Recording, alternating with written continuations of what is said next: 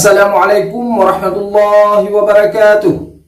Bismillahirrahmanirrahim. Pada hari Isnin, tanggal 27 November tahun 2023, pemerintah negara Aceh Darussalam secara resmi mengirim sepucuk surat diplomatik kepada Presiden Palestina yang menyebut bahwa pemerintah negara Aceh Darussalam mengakui Palestina merdeka dan berdaulat berdasarkan fakta sejarah.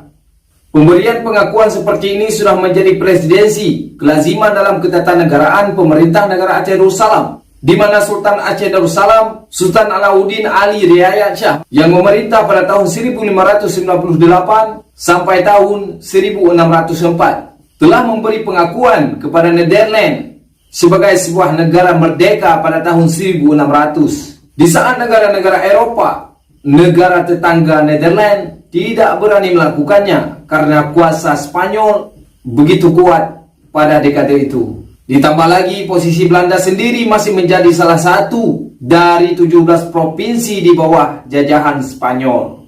Tengku Abdul Hamid, Duta Besar Aceh Darussalam, diberi kuasa oleh Sultan untuk menghantar surat pengakuan tersebut kepada Prince Maurits pada tahun 1567 sampai tahun 1625 di Middelburg, Nederland. Fakta sejarah ini dipaparkan langsung di dalam surat yang ditandatangani oleh Perdana Menteri Negara Aceh Darussalam, Dr. Haji Yusra Habib Abdul Ghani SH. Setelah 423 tahun, terhitung sejak tahun 1600 sampai tahun 2023 kemudian, pemerintah negara Aceh Darussalam mengikuti tradisi mulia dan terpuji peradaban bangsa Aceh ini untuk mengakui Palestina sebagai sebuah negara merdeka dan berdaulat, saudara seagama, senasib dan seperjuangan, di saat negara-negara di dunia tidak berani melakukannya. Semoga Allah memberikan keteguhan hati kepada kita semua dan segalanya berjalan dengan damai.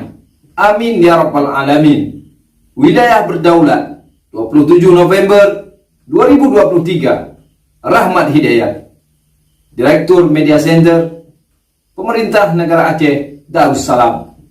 Assalamualaikum warahmatullahi wabarakatuh.